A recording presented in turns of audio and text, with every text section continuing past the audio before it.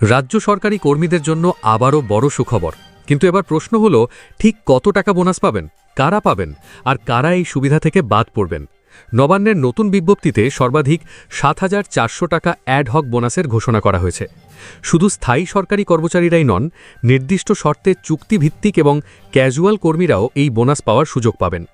এমনকি যাদের বেতন বছরের মাঝামাঝি সময়ে ইনক্রিমেন্ট, ডিএ বৃদ্ধি বা প্রমোশনের কারণে ৪৬,০০০ টাকা পেরিয়ে গিয়েছে, তাদের জন্য রয়েছে বিশেষ নিয়ম। তাহলে ৪৬,০০০ টাকার বেতনের সীমা কিভাবে হিসাব হবে? কারা পাবেন পুরো ৭,৪০০ টাকা? কবে থেকে টাকা দেওয়া শুরু হবে? আর ডিএ বৃদ্ধির পর এই নতুন বোনাসের নিয়মই বা কী? আজকের ভিডিওতে নবান্নের বিজ্ঞপ্তি অনুযায়ী অ্যাডহক বোনাসের পুরো নিয়ম, যোগ্যতা এবং টাকা দেওয়ার তারিখ একেবারে সহজ ভাষায় বিস্তারিত জেনে নেব। তাই ভিডিওটি শেষ পর্যন্ত দেখুন।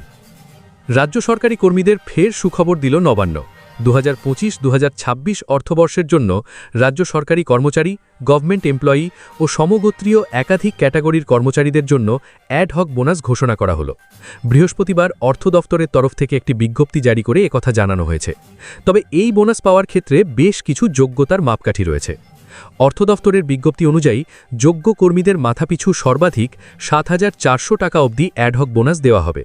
তবে 2026 সালের 31শে মার্চ অবধি যেসব কর্মচারীর সংশোধিত মাসিক বেতন ৪৬,০০০ টাকার বেশি নয়, শুধুমাত্র তারাই এই বোনাস পাওয়ার যোগ্য।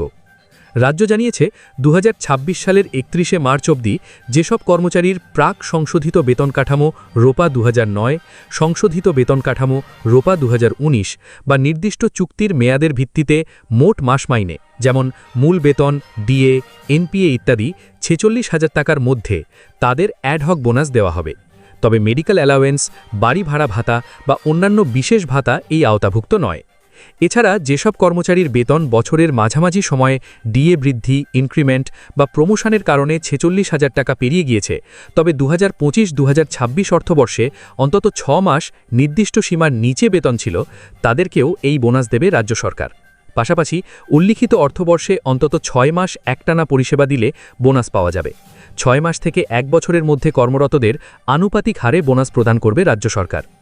রাজ্য সরকারি কর্মচারীদের পাশাপাশি চুক্তিভিত্তিক কর্মী ও বছরে অন্তত ১২০ দিন কাজ করা ক্যাজুয়াল কর্মীদেরও অ্যাডহক বোনাস দেওয়া হবে। নির্দিষ্ট সূত্র ও নিয়মের ভিত্তিতে তারাও সর্বাধিক ৭,৪০০ টাকা বোনাস পাওয়ার যোগ্য। অর্থ দফতরের বিজ্ঞপ্তিতে বলা হয়েছে, মুসলিম ধর্মাবলম্বী রাজ্য সরকারি কর্মচারীদের ঈদ উল ফিতরের আগে এই বোনাস দিতে হবে। বাকিদের ক্ষেত্রে আগামী ২৮শে সেপ্টেম্বর থেকে ১ অক্টোবরের মধ্যে এই টাকা দেওয়া হবে বলে জানানো হয়েছে।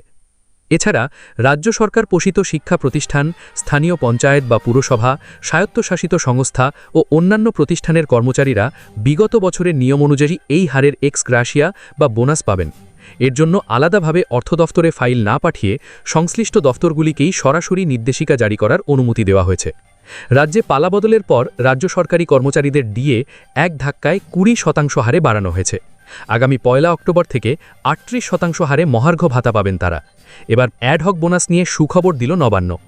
তো বন্ধুরা, ৭,৪০০ টাকা পর্যন্ত এই অ্যাডহক বোনাসের নিয়ম আপনার ক্ষেত্রে প্রযোজ্য কিনা কমেন্টে অবশ্যই জানাবেন। আর এই খবরটি আপনার কোনো সরকারি কর্মী বা পরিচিতর কাজে লাগতে পারে, তাহলে ভিডিওটি শেয়ার করে দিন। এমনই গুরুত্বপূর্ণ সরকারি কর্মী, ডিএ, বেতন ও নবান্নের প্রতিটি আপডেট সবার আগে পেতে চ্যানেলটি সাবস্ক্রাইব করে পাশে থাকা বেল আইকনটি প্রেস করে দিন। ভিডিওটি ভালো লাগলে একটি লাইক করতে ভুলবেন না। আবারও দেখা হবে পরবর্তী গুরুত্বপূর্ণ আপডেটে। ধন্যবাদ, ভালো থাকুন।